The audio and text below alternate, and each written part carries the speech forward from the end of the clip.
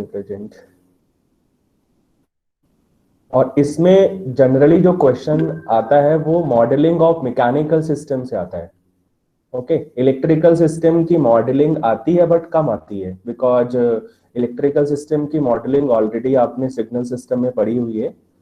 तो यहाँ पर जनरली मैकेनिकल सिस्टम की मॉडलिंग आती है। Okay fine, so is screen visible to all of you?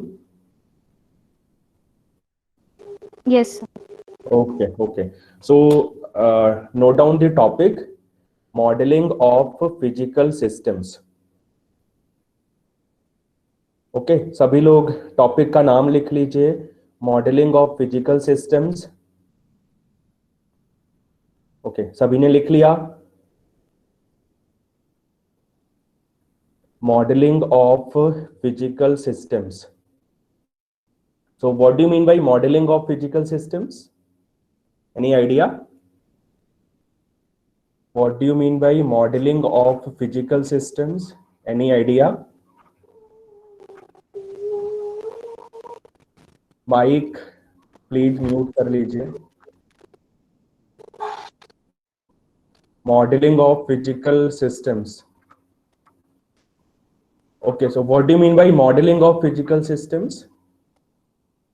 No, okay. तो यहाँ मॉडलिंग का मतलब है mathematical description of the system.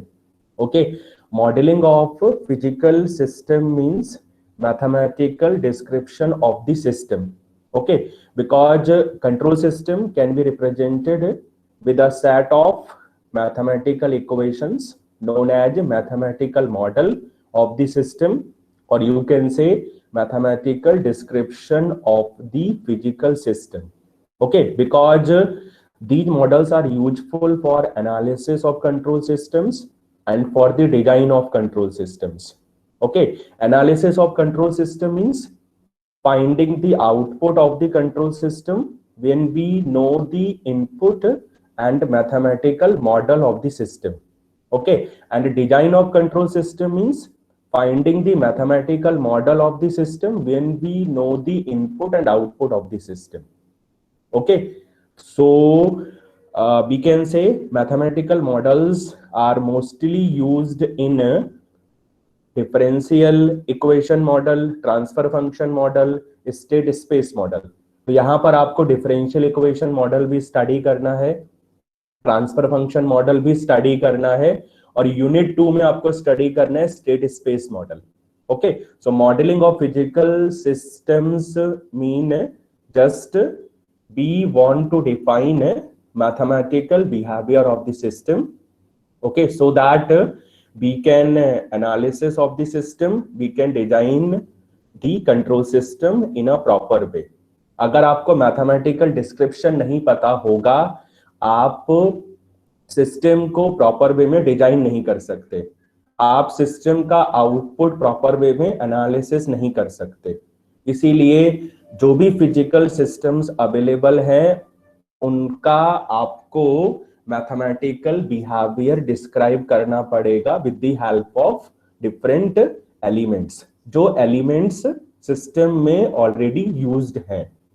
Fine, तो यहाँ मॉडलिंग में कौन कौन से मॉडल्स हैं? First differential equation model, second transfer function model. तो आपको दोनों स्टडी करने हैं, differential equation model, transfer function model. Okay, third we have state space model. Third we have state space model. State space model आपको second unit में study करना है। Fine, okay. Physical systems क्या क्या हो सकते हैं?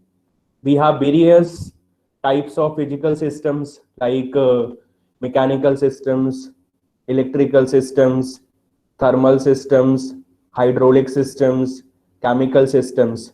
ओके, तो यहां पर जो मॉडलिंग आपको करनी है वो इलेक्ट्रिकल सिस्टम के लिए करनी है और मैकेनिकल सिस्टम के लिए करनी है, because control system common subject है, डबल ई ब्रांच में भी है, ईसी ब्रांच में भी है, मैकेनिकल ब्रांच में भी है, केमिकल ब्रांच में भी है। तो जो डोमेन का है वो उसके अकॉर्डिंग मॉडलिंग करेंगे, ठीक है, क्योंकि इलेक्ट्रॉनिक्स में जो सिस्टम है उसमें मैकेनिकल कंपोनेंट्स भी यूज्ड होंगे, आप उसको भी कंट्रोल करते हैं। That's why here we will discuss modelling of electrical systems first, then we will see modelling of mechanical systems. Okay fine, यहां तक किसी को कोई प्रॉब्लम है तो बताइए। No sir. ओके, अब मॉडलिंग इलेक्ट्रिकल सिस्टम की कैसे करनी है, आपको जनरली बेसिक लॉज तो आते होंगे। ओके, फॉर एग्जांपल अगर आपको इलेक्ट्रिकल सिस्टम की मॉडलिंग करनी है, so we can define mathematical behaviour of the electrical system with the help of basic laws, with the help of Ohm's law, KVL and KCL. Okay, तो अगर हम Ohm's law, KVL, KCL के according system का behaviour decide करेंगे, जो equation आएगी time domain में उसको हम डिफरेंशियल इक्वेशन बोलेंगे। फाइन, अगर आप डिफरेंशियल इक्वेशन को रिप्रेजेंट करेंगे एस डोमेन में, so we can calculate transfer function of the system with the help of differential equation. If you know differential equation in time domain, already you have seen in signal system or in network analysis and synthesis, we can define a solution of differential equation with the help of Laplace transform. So by taking Laplace transform of differential equation, we can define transfer function of the system, transfer function of the electrical system or transfer function of the mechanical system. Same way में अगर आपको कोई mechanical system दिया होगा तो आपने basic laws पढ़े होंगे 12th में फिजिक्स में, न्यूटन्स लॉ। इसके अलावा आपने इनर्शिया फोर्स पढ़ा होगा, स्प्रिंग फोर्स पढ़ा होगा, डैम्पिंग फोर्स पढ़ा होगा। ठीक है, तो उसके अकॉर्डिंग हम मैकेनिकल सिस्टम की मॉडलिंग करेंगे। ठीक है, बिकॉज मैकेनिकल सिस्टम्स में दो टाइप्स के सिस्टम होते हैं, translational mechanical system, rotational mechanical system. Okay, तो जब हम ट्रांसलेशनल मैकेनिकल सिस्टम की स्टडी करेंगे, राइट, तब उसमें हम इनर्शिया फोर्स, स्प्रिंग फोर्स और डैम्पिंग फोर्स डिफाइन करके फिर न्यूटन्स लॉ के अकॉर्डिंग डिफरेंशियल इक्वेशन लिखेंगे। अगर आपके पास में डिफरेंशियल इक्वेशन है, आप लाप्लास के अकॉर्डिंग ट्रांसफर फंक्शन कैलकुलेट कर सकते हैं। ठीक है, so this is overall description of the modelling of any system, may be electrical system और मे be mechanical system. Okay, so first we will discuss modelling of electrical system. Okay, so you can write next heading, first subheading modelling of electrical system. Okay, सभी लोग heading लिख लीजिए। Next subheading modelling of electrical system, modelling of electrical system. ठीक है, modelling of electrical system. ठीक है, तो electrical system के केस में कौन कौन से एलिमेंट्स हो सकते हैं, any idea?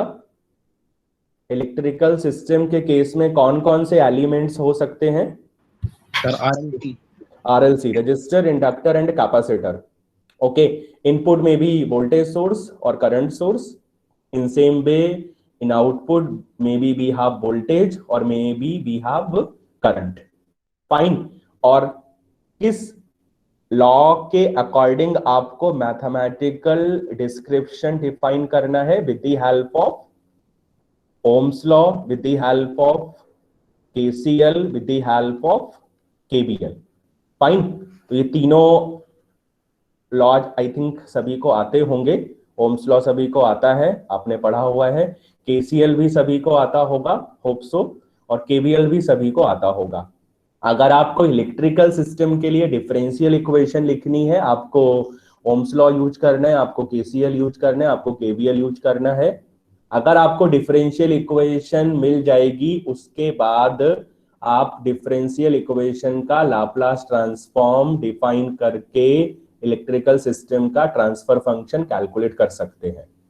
Fine, okay, relation सबको पता है, voltage across register, current through the register, सबको रिलेशन पता है। बताने की जरूरत तो नहीं है।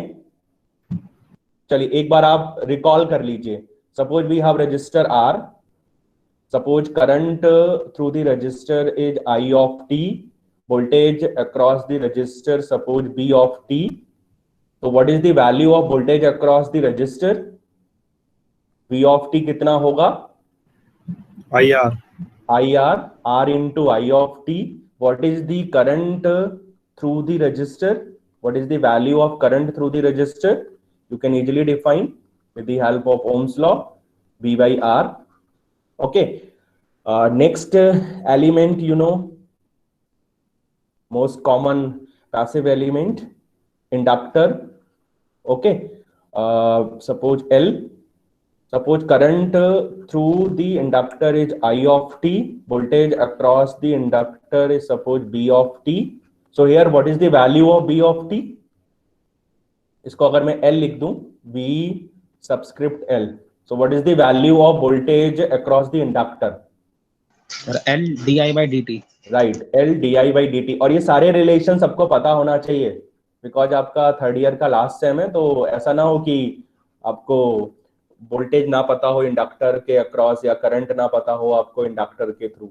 ये सारे रिलेशन सबको पता होना चाहिए। In same way we can write current through the inductor. क्या होगा current through the inductor? You can write with the help of previous relation.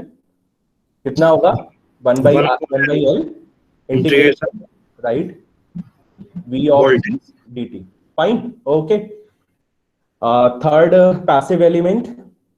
Third passive element, capacitor. Okay. Suppose we have capacitor C. Okay. Suppose current through the capacitor is I subscript C function of t, and voltage across the capacitor suppose V subscript C function of t. So here what is the value of voltage across the capacitor? क्या होता है sir? Integration. Integration. Okay, एक term आप भूल गए starting का, 1/c. 1/c integration, Integration of current. integration of current, right? Fine. With respect to t, because you know current is function of time, so you can say Yes. 1/c integration I of t dt. Similarly you can write current through the capacitor with the help of previous relation. So we have C dv by dt. Fine. Okay, तो अगर कोई भूल जाता है तो सबसे अच्छा तरीका क्या है कि आप एक रिलेशन याद रखो। May be suppose you know the relation between voltage and current for the inductor. Suppose आपको यह रिलेशन पता है फॉर एग्जांपल, ठीक है? तो अगर आपको फर्स्ट रिलेशन पता है, आप सेकेंड रिलेशन लिख सकते हैं। फाइन। अब जब आप कैपेसिटर के लिए लिखेंगे तो सेकेंड वाला जो रिलेशन है, सेकेंड के अकॉर्डिंग आप फर्स्ट लिखेंगे, और कैपेसिटर के लिए सेकेंड लिखेंगे फर्स्ट के अकॉर्डिंग। तो आपको इंटीग्रेशन और डिफरेंशिएशन में प्रॉब्लम नहीं होगी। आप क्या करो, फर्स्ट वाला रिलेशन याद रखो, फर्स्ट के अकॉर्डिंग आप सेकेंड लिख सकते हैं, ठीक है? और थर्ड को आप लिख सकते हैं सेकेंड के अकॉर्डिंग, केवल इंटीग्रेशन और डिफरेंशिएशन ध्यान रखने के लिए। बाकी आप वैल्यू अपने अकॉर्डिंग चेंज कर देना। फाइन। सेम वे में आप फोर्थ आप याद रख सकते हैं फर्स्ट के अकॉर्डिंग, क्योंकि फोर्थ में भी डिफरेंशिएशन है और फर्स्ट में भी डिफरेंशिएशन है। सेम वे में सेकेंड में इंटीग्रेशन है और थर्ड में भी इंटीग्रेशन है। तो फर्स्ट याद रखिए, सेकेंड आप फर्स्ट से लिख सकते हैं, थर्ड को सेकेंड से लिखिए, फोर्थ को फर्स्ट से लिखिए। तो आपको याद रहेगा, आप भूलेंगे नहीं, गलती होने के चांस कम रहेंगे। ठीक है, फाइन, ओके। इतना सबको पता है? यस और नो? ठीक है। ये हेल्प करेगा आपको डिफरेंशियल इक्वेशन लिखने में। अगर आपको ट्रांसफर फंक्शन लिखना पड़ेगा तो दो मेथड है, या तो आप पहले डिफरेंशियल इक्वेशन निकालो फिर उसका लाप्लास ट्रांसफॉर्म लो। दूसरा मेथड क्या है कि अगर आपको कोई भी सर्किट डायग्राम दिया होगा, may be RLC, may be RL, may be RC और मे बी एलसी, तो क्या करना पड़ेगा आपको? सबसे पहले आप केवीएल, केसीएल, ओम्स लॉ के अकॉर्डिंग डिफरेंशियल इक्वेशन लिखेंगे, फिर डिफरेंशियल इक्वेशन के अकॉर्डिंग, लाप्लास के अकॉर्डिंग ट्रांसफर फंक्शन लिखेंगे। दूसरी अप्रोच क्या है? आप सर्किट को रीड्रॉ कर लो एस डोमेन में, फिर आप केबीएल केसीएल ओम्स लॉ के अकॉर्डिंग डायरेक्ट ट्रांसफर फंक्शन भी लिख सकते हैं। तो उसके लिए हमें रजिस्टर, इंडक्टर और कैपेसिटर का एस डोमेन पता होना चाहिए विदाउट इनिशियल कंडीशन। क्यों? बिकॉज ट्रांसफर फंक्शन की डेफिनेशन क्या थी? What is transfer function? It is ratio of Laplace transform of output to Laplace transform of input including zero initial conditions. तो आपको रजिस्टर का एस डोमेन पता है सबको? क्या होता है रजिस्टर का एस डोमेन? रजिस्टर आपका मेमोरी एलिमेंट नहीं है, it means S domain same होगा। यस और नो? Yes, sir. ठीक है। सेम वे में इंडक्टर का S domain without initial condition आपको लिखना है, बिकॉज यहां पर आपको ट्रांसफर फंक्शन निकालना है। ओके, तो जो नेटवर्क में आपने पढ़ा था उसको उसके अकॉर्डिंग भी लिख सकते हैं, लेकिन वहां पे दोनों कंडीशंस थी, इनिशियल कंडीशंस भी थी और इनिशियल कंडीशंस नहीं भी थी। बट यहां पर आपको केवल ट्रांसफर फंक्शन निकालना है, इसीलिए इंडक्टर को लिखना है एस डोमेन में विदाउट इनिशियल कंडीशन। क्या होगा इंडक्टर का एस डोमेन? आई थिंक सबको पता होगा, right? Good, SL. Same way में कैपेसिटर का S domain without initial condition C upon S. C upon S. No, 1 by CS. 1 by CS. Okay, fine. 1 by C. 1 by CS. Okay, fine. ठीक है। तो अब आपको टाइम डोमेन में भी relation पता है, आपको एस डोमेन में भी रिलेशन पता है। आप जो पूछा जाएगा, अगर मे बी डिफरेंशियल इक्वेशन पूछी जाती है तो डिफरेंशियल इक्वेशन आप कैलकुलेट कर सकते हैं। अगर मे बी ट्रांसफर फंक्शन पूछा जाता है तो आप ट्रांसफर फंक्शन कैलकुलेट कर सकते हैं। फाइन, इतना ठीक है? यस और नो? इतना ठीक है? ठीक है, हाँ। Now let us see one question for the modelling of electrical system. So note down the question. Calculate the transfer function of given RC circuit. Calculate the transfer function. Calculate the transfer function of given electrical system or calculate the transfer function of given RC circuit. Okay, तो circuit आप note कर लीजिए। Circuit आप note कर लीजिए। First we have resistor, then we have capacitor, input suppose VI plus minus VI, और आपको input time domain में दिया हुआ है। Output suppose plus minus V0T, and here we have V0T voltage across the capacitor. आपको यहां पर transfer function निकालना है। ठीक है, तो कौन कौन इसका ट्रांसफर फंक्शन कैलकुलेट कर सकते हैं? किस मेथड से करें? पहले डिफरेंशियल इक्वेशन लिखें फिर ट्रांसफर फंक्शन निकालें, या फिर सर्किट को पहले रीड्रॉ करें इस डोमेन में तब ट्रांसफर फंक्शन निकालें? कौन सा मेथड आपको इजी पड़ेगा? सर रीड्रॉ करके। रीड्रॉ करके, बिकॉज क्वेश्चन के अकॉर्डिंग डिफरेंशियल इक्वेशन नहीं पूछा गया है, क्वेश्चन के अकॉर्डिंग ट्रांसफर फंक्शन पूछा गया है। So first we have to redraw the circuit in S domain, after that according to KVL and Ohm's law we can easily calculate the transfer function of the given system. Okay, तो आप इसको S domain में redraw करिए। BIT का S domain क्या होगा, input का S domain क्या होगा, और अलग से सर्किट बनाने की जरूरत नहीं है, आप यहीं पे लिख देना। BIT का S domain,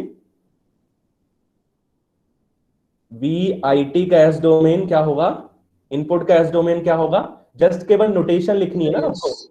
capital B subscript I function of S। R का एस डोमेन सेम, C का S domain 1 by CS, B0T का S domain capital B0 function of S। ठीक है, let us define first loop, define second loop, apply KVL for the first loop, apply KVL for first loop. So let us start from A, then go to B, then B to C, then C to D, then D to A. So first loop you can say A, B, C, D, A. So what is the KBL equation for the first loop?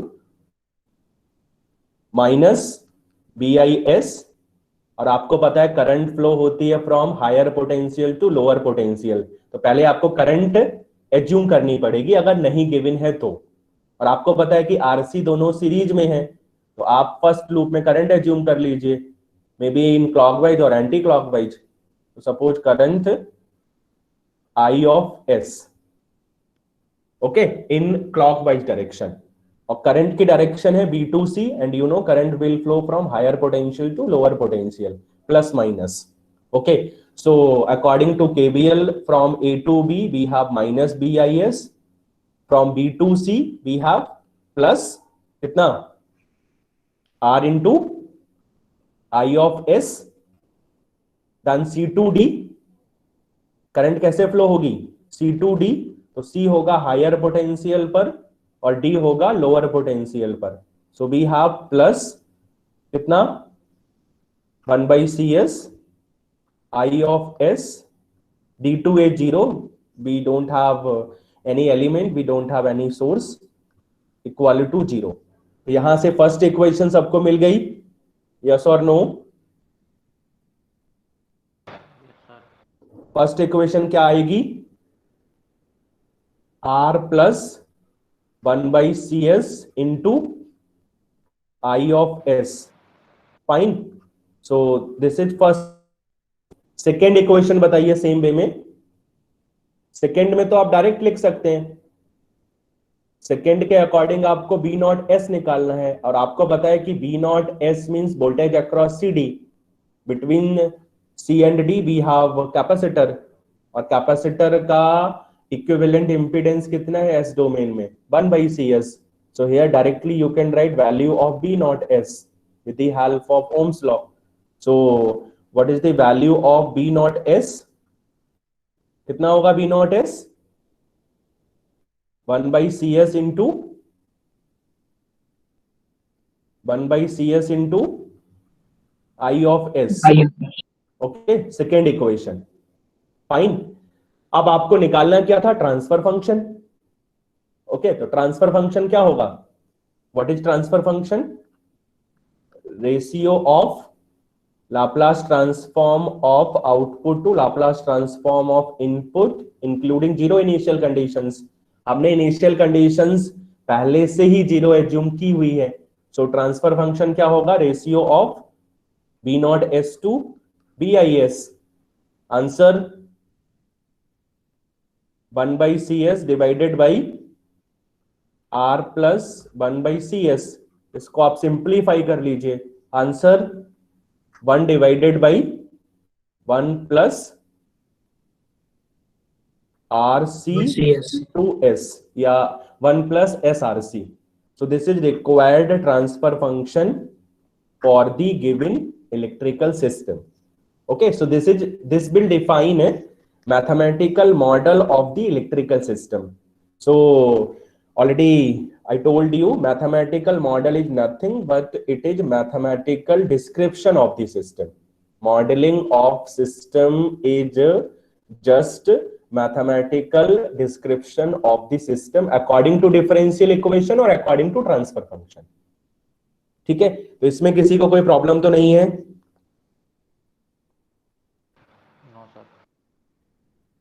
हाँ, इसमें किसी को कोई problem तो नहीं है? किसी को कुछ पूछना हो तो बता दीजिए।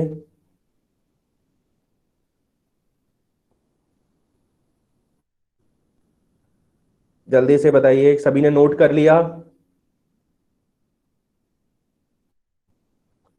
सभी ने नोट कर लिया? ओके सर, ठीक है, फाइन। हाँ, एक क्वेश्चन और ट्राई करिए। 2 क्वेश्चंस बहुत हैं। एक RC के लिए सेम वे में RL हो सकता है, तो आप L को रिप्लेस कर देना SL से। सो let us see one more question. लिखिए question, calculate the transfer function for the given electrical network. Calculate the transfer function,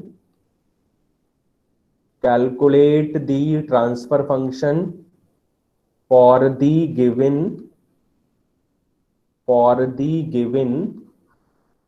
electrical network. Okay, suppose we have RLC circuit. So first we have resistor, then we have inductor, then we have capacitor. Okay, input suppose plus minus VIT, output suppose plus minus B naught T. Okay, current suppose I of T. ठीक है, आपको RLC circuit दिया हुआ है, question के according आपको transfer function calculate करना है। चलिए बताइए कितना आएगा आंसर।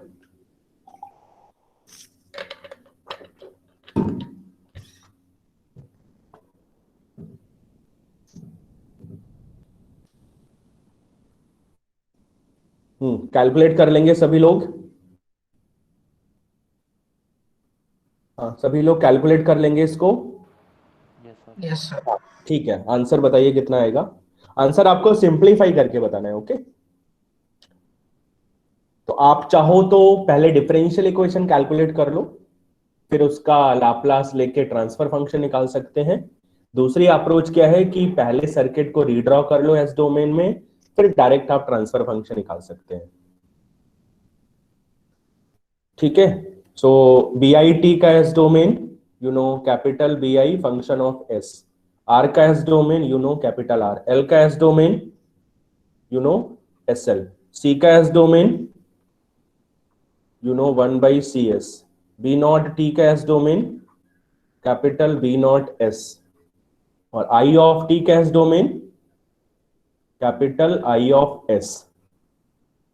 करंट आपको गिवन है इन क्लॉकवाइज डायरेक्शन, सो R के लिए डायरेक्शन यू कैन से clockwise, so plus minus, similarly for inductor plus minus, similarly for capacitor plus minus. ठीक है, आप इसको फर्स्ट लूप लिख लीजिए, सेकेंड लूप। तो फर्स्ट लूप में जब आप KVL लगाएंगे आपको इक्वेशन मिल जाएगी, और सेकेंड लूप से आप डायरेक्ट B नॉट S लिख सकते हैं, because B naught S means voltage across capacitor C, और कैपेसिटर C के थ्रू आपको करंट भी पता है, आपको इक्विवेलेंट इंपीडेंस भी पता है एस डोमेन में, सो you can right directly B naught S with the help of Ohm's law. First loop में जब आप KVL लगाएंगे तो इक्वेशन क्या आएगी, A से स्टार्ट करिए, A to B, B to C, C to D, and last move to A। जब आप फर्स्ट लूप में KVL लगाएंगे तो इक्वेशन क्या होगी, हाँ जी इक्वेशन बताइए सब लोग फर्स्ट लूप के according. Minus BIS, okay, minus BIS plus R into I of S, okay, plus I of S, okay, plus 1/CS I of S equal to 0. So first equation we have BI function of S equal to I of S को common ले लीजिए, so R plus SL plus 1/CS into I of S, equation first. Second mesh से आप B naught S direct लिख सकते हैं according to Ohm's law. तो B naught S क्या होगा सेकेंड मेश के अकॉर्डिंग या सेकेंड लूप के according, 1/CS into I of S। Second equation आपको ट्रांसफर फंक्शन कैलकुलेट करना था, तो यहां पर ट्रांसफर फंक्शन क्या होगा, ट्रांसफर फंक्शन होगा ratio of B naught S to BIS। तो क्या करना है आपको, सेकेंड इक्वेशन को डिवाइड करना है फर्स्ट इक्वेशन से। So after dividing second with first we have transfer function, it is given by 1/CS divided by R plus SL plus 1/CS। Okay, इसको सिंप्लीफाई करिए, आंसर बताइए कितना आएगा। 1 में 1 RCS okay, RCS plus S square CL S square LC ना, CL हाँ हाँ LC या S CL, okay okay okay, plus plus 1 1। ठीक है, हाँ अब आप इसको थोड़ा सा प्रॉपर वे में लिख लीजिए, एस स्क्वायर वाले टर्म को पहले लिख लीजिए। So we have transfer function 1 divided by S square LC plus SRC plus 1। So this is required transfer function for the given electrical system or for the given RLC circuit. ठीक है, in same way you can calculate transfer function for any electrical system. यहां तक किसी को कोई problem हो तो बताइए जल्दी से।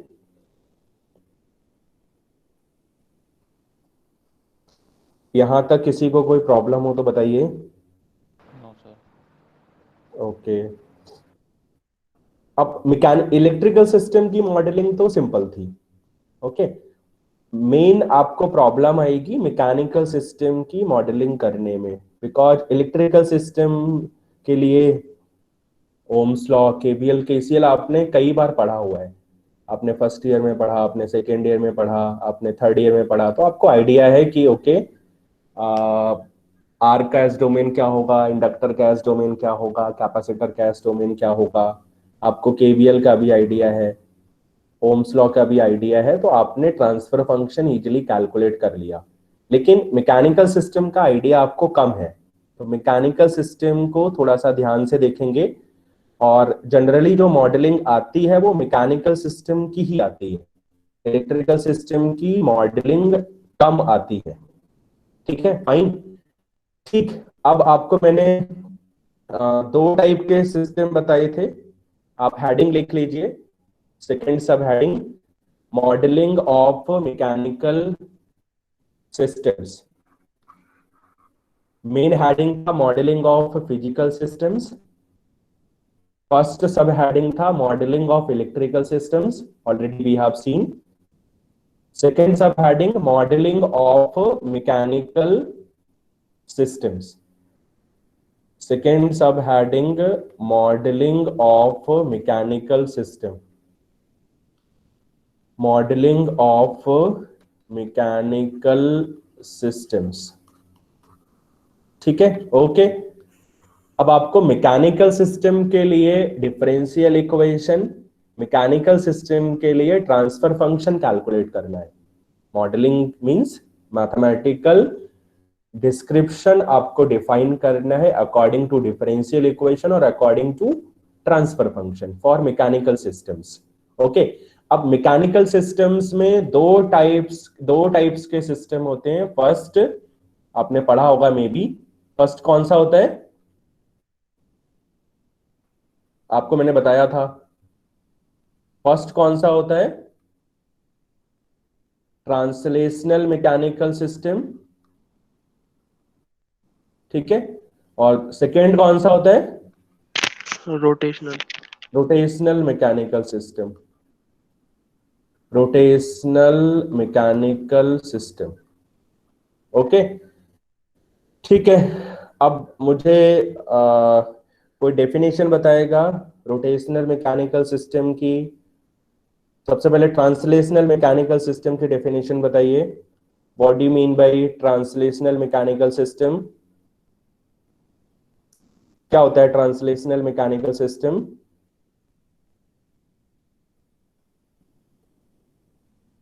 हाँ जी बताइए, ट्रांसलेशनल मैकेनिकल सिस्टम क्या होता है? Sir, maybe in which motion is uh, okay required only in say straight single direction, linear direction only. Okay fine, और इसके अलावा ठीक है, मैकेनिकल सिस्टम ट्रांसलेशनल ठीक है। दूसरा रोटेशनल क्या होता है? सर जब किसी Angular velocity and moving around a pivot.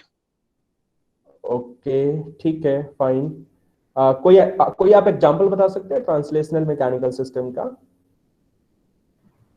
Sir जब किसी So like a piston in an force engine moving up and down. Okay, हाँ, okay. Piston in vehicle moving up and down, fine, okay, okay, ठीक है।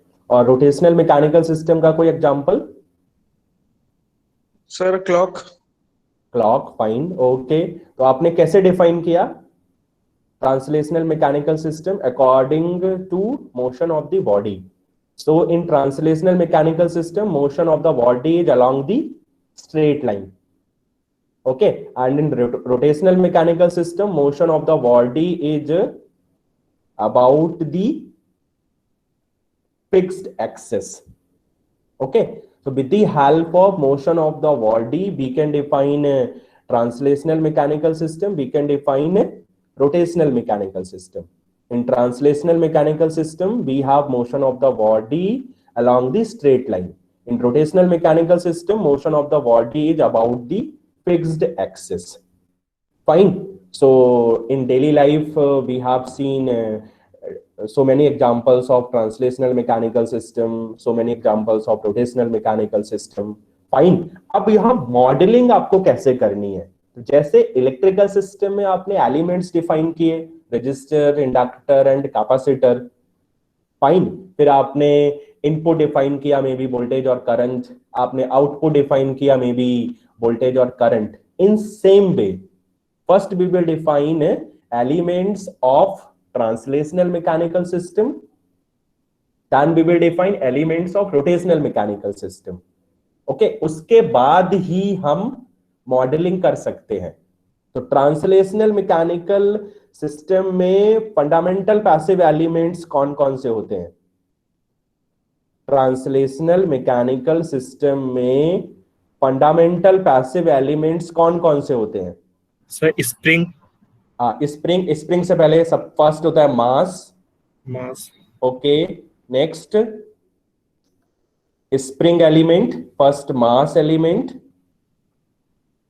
Okay. Second you are saying spring element. Third क्या होता है? Third आपने देखा होगा, spring के बाद क्या होता है? मास होता है, स्प्रिंग होता है, और क्या होता है? डैशपोर्ट और डैम्पर एलिमेंट। सबने अच्छा स्प्रिंग देखा है सबने मैकेनिकल सिस्टम में? Yes, sir. कहाँ देखा है? किस सिस्टम में देखा है? किस एप्लीकेशन में आपने स्प्रिंग देखा है? डैशपोर्ट और sockets होते हैं सर। Right, shockers, fine. और डैम्पर कहाँ देखा है आपने? किसने डैम्पर सर गाड़ियों में होते हैं सर। किसमें? सर व्हीकल्स में होते हैं डैम्पर्स। व्हीकल्स में डैम्पर होते हैं। अच्छा, डैम्पर क्यों होते हैं व्हीकल्स में? Sir to reduce the shock of. Fine, vibrations को, अनवांटेड वाइब्रेशंस को डैम्प करने के लिए, फाइन, ओके। तो आई थिंक सभी ने स्प्रिंग भी देखा होगा, डैशबोर्ड और डैम्पर भी देखा होगा। इसके अलावा ब्रिज में भी जो आपका पोल होता है वहां पे भी आप डैम्पर यूज करते हैं और डैशबोर्ड यूज करते हैं। तो मैकेनिकल सिस्टम में हम डैम्पर यूज करते हैं, स्प्रिंग यूज करते हैं, mass, so first element mass element, second spring element, third dashpot element और डैम्पर एलिमेंट, ठीक है। आपको पिक्चर अगर नहीं पता होगी तो कल मैं आपको दिखा दूंगा, fine. So we have 3 passive elements in case of translational mechanical system. First mass element, second spring element, third dashport element और damper element, okay, ठीक है। अब यहाँ मॉडलिंग कैसे करनी है, right? So let us see first modeling of mass element, okay. So पहले आपको मैं 1 by 1 बताऊंगा, उसके बाद फिर सिस्टम के लिए बताऊंगा, फाइन। जैसे हमने R के लिए मॉडलिंग की थी with the help of Ohm's law, same way में इंडक्टर के लिए किया था, कैपेसिटर के लिए किया था, फिर हमने आरसी सर्किट के लिए किया था, आरएलसी सर्किट के लिए किया था। सेम वे में सबसे पहले आप मास एलिमेंट की मॉडलिंग करेंगे, फिर स्प्रिंग एलिमेंट की, फिर डैशपोर्ट और डैम्पर एलिमेंट की, उसके बाद फिर हम मैकेनिकल सिस्टम की मॉडलिंग करेंगे वो भी स्पेशली ट्रांसलेशनल मैकेनिकल सिस्टम की। रोटेशनल मैं आपको बाद में बताऊंगा after translational mechanical system. So let us see modelling of mass element. तो आप हेडिंग लिख लीजिए modelling of mass element, modelling of mass element.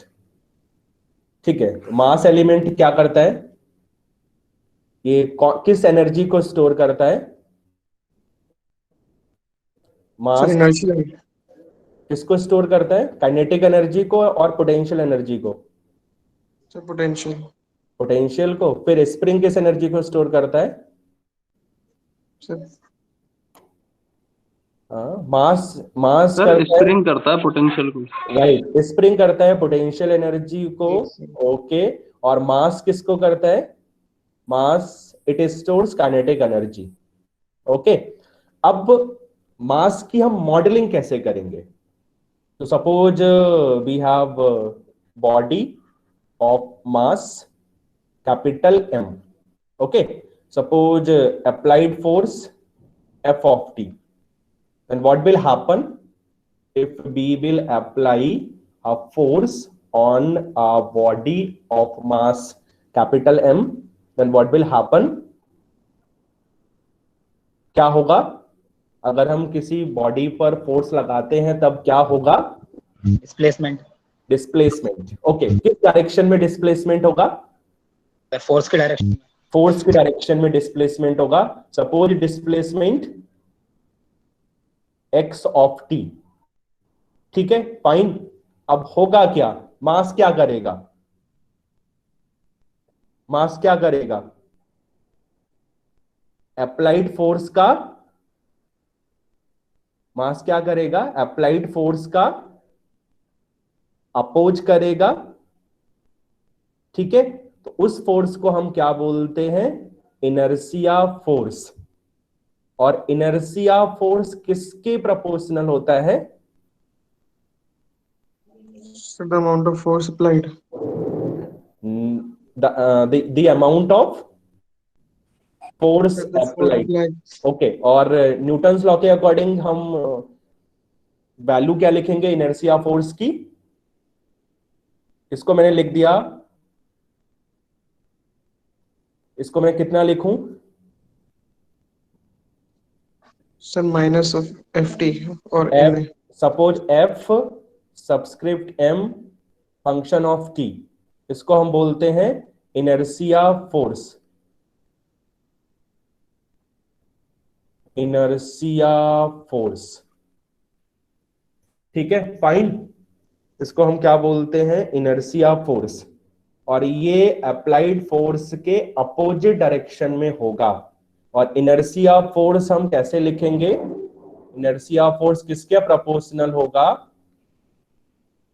Acceleration, और यू कैन से mass into acceleration.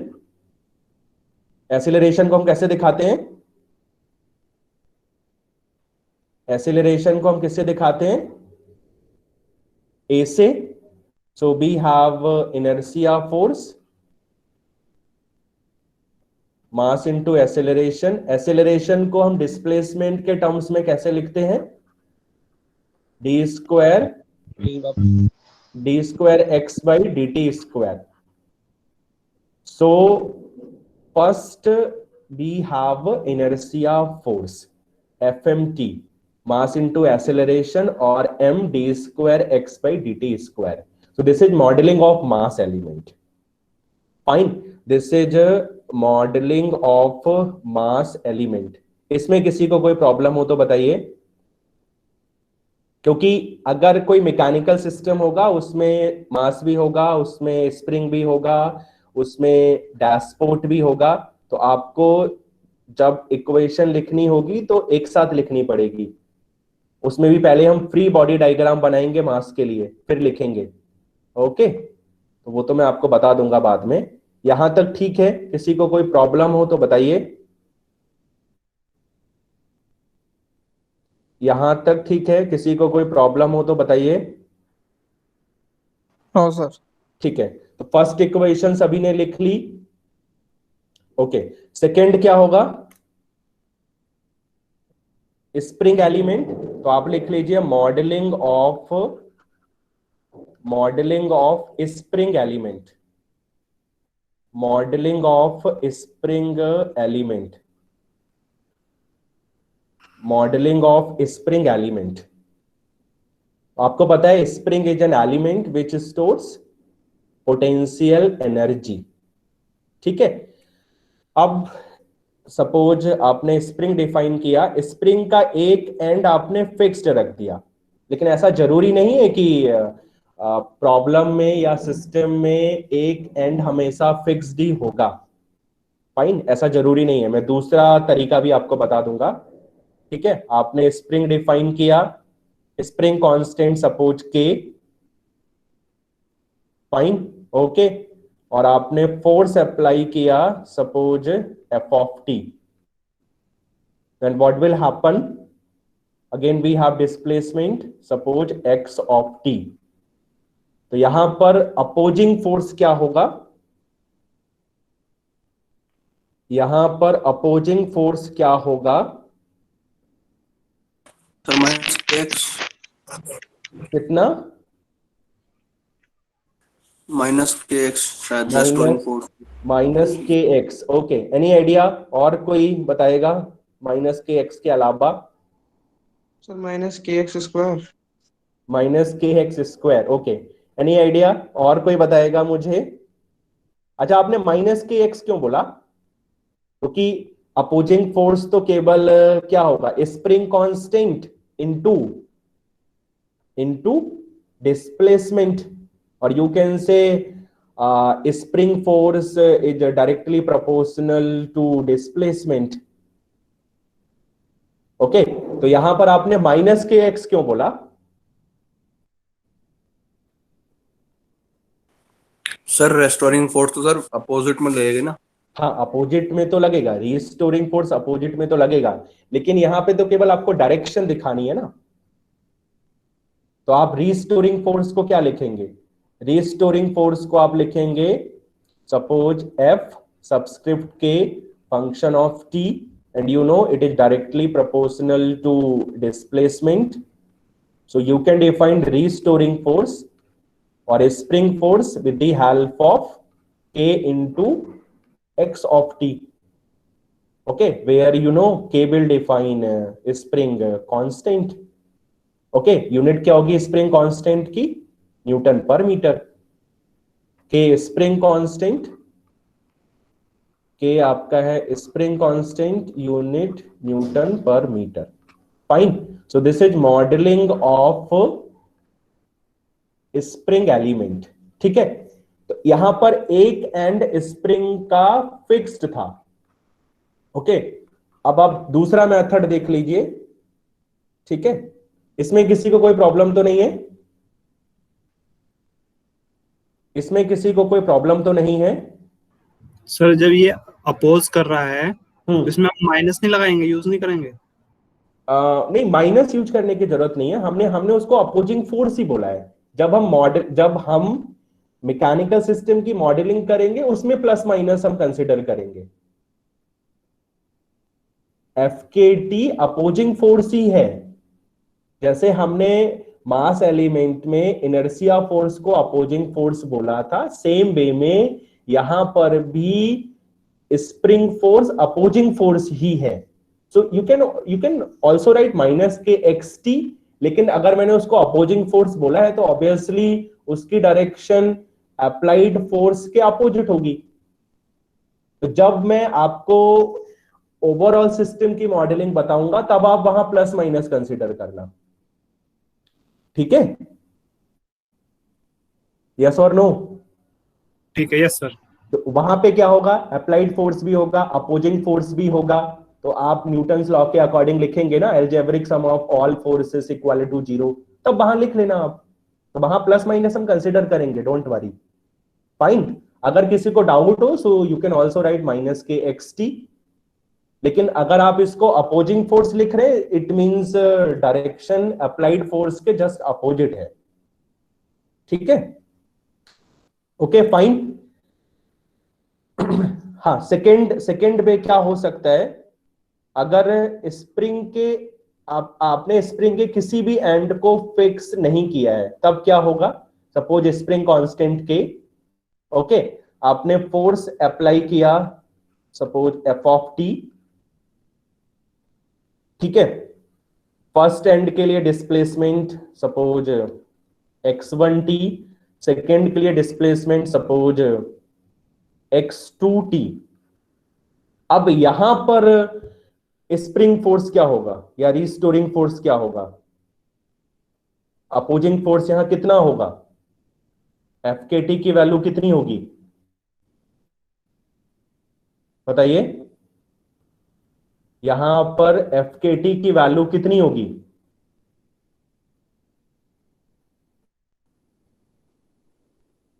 x1 minus x2 और x2 माइनस x1। ओके, तो यहां पर FKT डायरेक्टली प्रोपोर्शनल होगा x2t माइनस x1t, और you can right spring force, it is given by k into x2t minus x1t। ठीक है, तो आप इसको सेकेंड डैश लिख सकते हैं। So with the help of second dash you can define modeling of spring element. Fine. Third, let us see modeling of damper element or dashport element. Modeling of damper element or dashport element. Modeling of damper element or dashport element. Okay, modelling of damper element और डैशपोर्ट element. ठीक है, तो आपको मैंने बताया था कि डैशपोर्ट क्या करता है, डैशपोर्ट और डैम्पर हम क्यों यूज करते हैं? अनवांटेड मैकेनिकल वाइब्रेशंस को डैम्प करने के लिए। ठीक है, या हम डैशपोर्ट और डैम्पर यूज करते हैं सिस्टम की डायनामिक्स को इंप्रूव करने के लिए। ठीक है, डैम्पर के लिए सिंबल सबको पता है, आपने आई थिंक 12th में पढ़ा होगा। Okay, suppose we have dashpot like this. Fine, आपने एक एंड पे फोर्स अप्लाई किया, suppose F of T, okay, displacement suppose x1t, for second end displacement suppose x2t, और आपको पता है कि डिस्प्लेसमेंट होगा फोर्स की डायरेक्शन में। अब डैम्पर या डैशपोर्ट क्या करेगा? अप्लाइड फोर्स का अपोज करेगा। ठीक, उस फोर्स को हम क्या बोलेंगे? Damping force. डैम्पिंग फोर्स किसके प्रोपोर्शनल होता है? डैम्पिंग फोर्स के लिए notation small f subscript b function of t। Damping force किसके प्रोपोर्शनल होता है? डैम्पिंग फोर्स किसके प्रोपोर्शनल होता है? डिस्प्लेसमेंट के डिफरेंस के? नहीं, डिस्प्लेसमेंट के डिफरेंस का नहीं, वो तो स्प्रिंग फोर्स होता है। इनर्शिया के? सर उसका डिफरेंशियल तो उसके नहीं, वेलोसिटी डिफरेंस ऑफ वेलोसिटी, और आपको डिस्प्लेसमेंट दिया है, तो वेलोसिटी को कैसे लिखते हैं डिस्प्लेसमेंट के टर्म्स में? dx upon dt, right. तो लेकिन यहां x t का फंक्शन है, तो आप लिखेंगे dy dt ऑफ, और नेट डिस्प्लेसमेंट कितना होगा? x2 minus x1।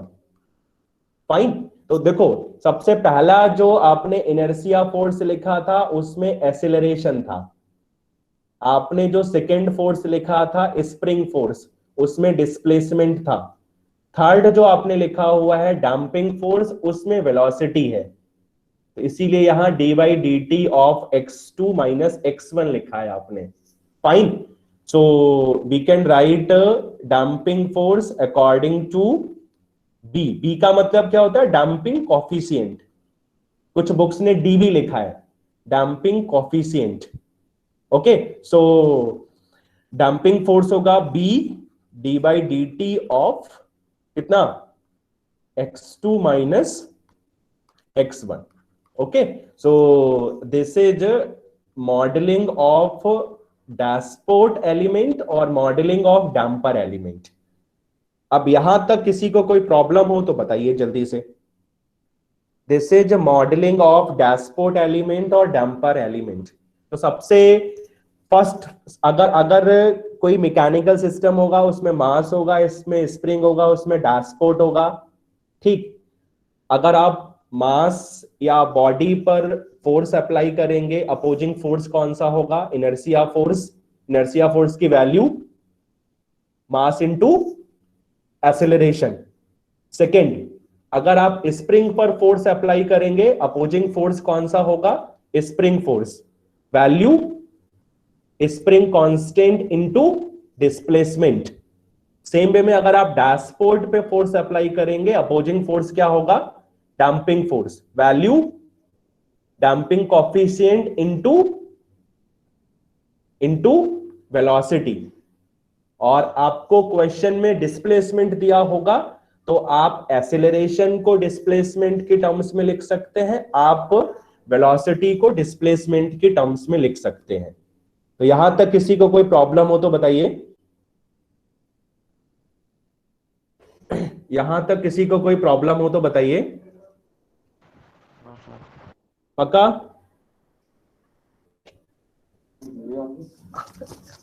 Yes sir. ठीक है, किसी को कुछ पूछना हो तो बताइए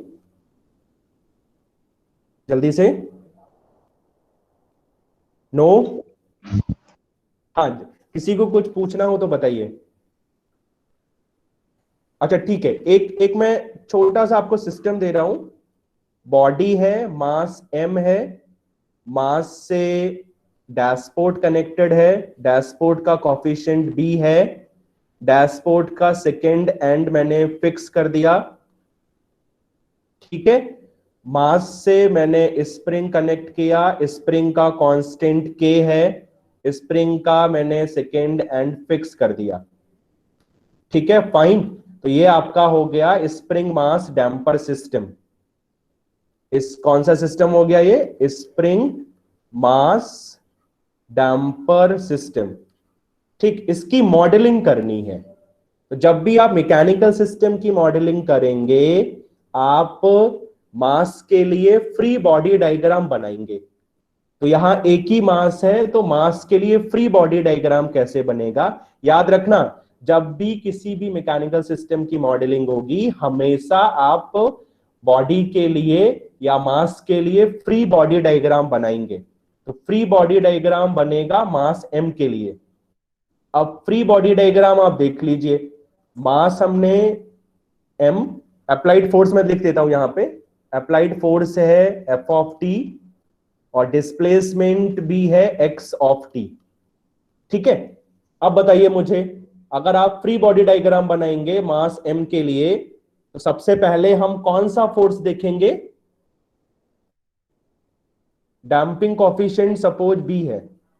जल्दी से बताइए, अगर आप फ्री बॉडी डायग्राम बनाएंगे मास m के लिए, तो सबसे पहले हम अप्लाइड फोर्स दिखेंगे।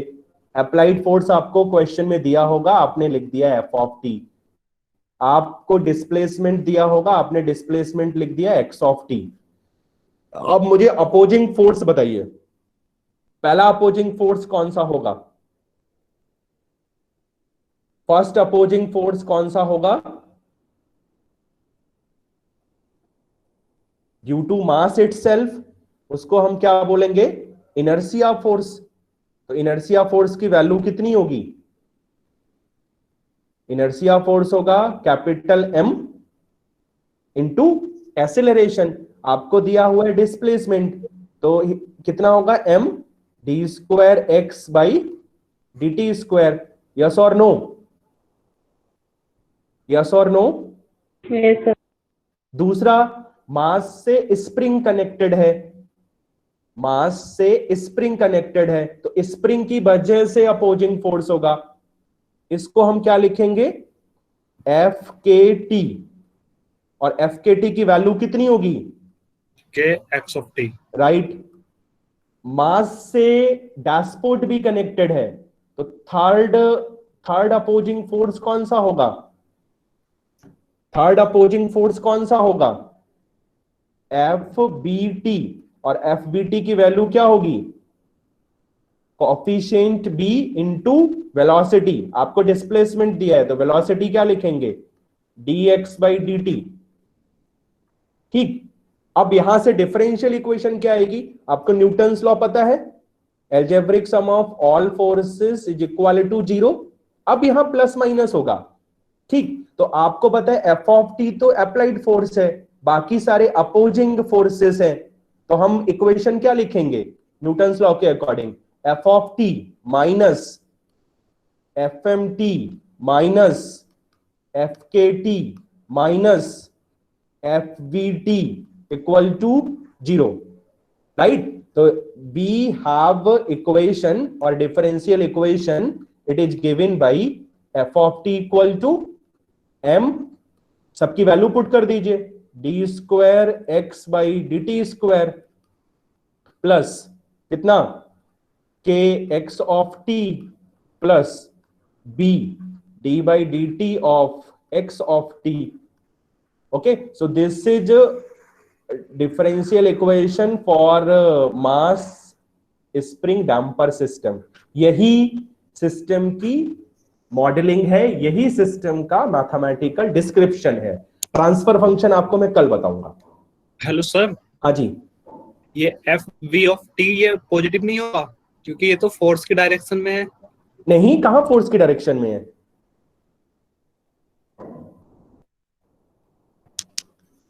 फोर्स की डायरेक्शन में क्या है, सारे अपोजिट ही तो है, फोर्स की डायरेक्शन में कोई नहीं है।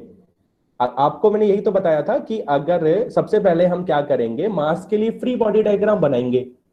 अब आपने फोर्स तो बॉडी पे अप्लाई किया है ना, बॉडी से स्प्रिंग कनेक्टेड है, बॉडी से डैशपोर्ट कनेक्टेड है, तो जब आपने बॉडी पे फोर्स अप्लाई किया, बॉडी डिस्प्लेस हुई एक्स से, लेकिन m से k कनेक्टेड है तो k पे इफेक्ट पड़ेगा, m से b कनेक्टेड है तो b पे इफेक्ट पड़ेगा, तो m क्या करेगा, m अप्लाइड फोर्स का अपोज करेगा।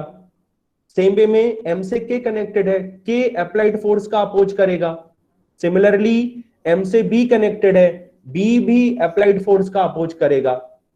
तो जितने भी फोर्स आप लिखोगे वो सारे अपोजिंग फोर्सेस हैं। एक तो होगा मास की वजह से, उसको आपने इनर्शिया फोर्स बोला, एक होगा के की वजह से, उसको आपने स्प्रिंग फोर्स बोला, एक होगा बी की वजह से, आपने उसको बोला डैम्पिंग फोर्स। तो क्योंकि सारे माइनस में है तो that's why F of t equal to inertia force plus spring force plus damping force. So we have differential equation for the given system. यहां तक ठीक है? डाउट्स होंगे तो हम कल भी इसको डिटेल में पढ़ेंगे, अभी तो हमने केवल इंट्रोडक्शन पढ़ा हुआ है। ठीक है? Yes sir. हाँ, थोड़ा नीचे कर दो सर स्क्रीन थोड़ा। एक मिनट। तो यहां से जो आप माइनस बोल रहे थे ना आयुष, वो यहां से आप देख सकते हैं। Okay sir. ठीक है सर, एक बार सर कल को इसको थोड़ा रिपीट करा देना, इसमें थोड़ा सा एकदम हाँ नहीं, अभी नहीं करा सर। नहीं, अभी तो हमने केवल, आप देखो कल आप जो थोड़ा सा एक बार रिकॉल कर लेना, आप इंडिविजुअल एलिमेंट की मॉडलिंग देख लेना। कल जब हम न्यूमेरिकल करेंगे तो उसमें ऐसा नहीं एक ही मास होगा, उसमें 2 या 3 मास होंगे, 5 या 6 स्प्रिंग होंगे, फिर डैशपोर्ट होंगे, फिर हम फ्री बॉडी डायग्राम बनाएंगे, वहां से और क्लियरिटी आएगी। ये तो छोटा सा क्वेश्चन था, ठीक है ना? अभी तो न्यूमेरिकल स्टार्ट होंगे, don't worry. Okay okay sir. Okay, so thank you. किसी को कुछ पूछना हो तो प्लीज पूछ लीजिए।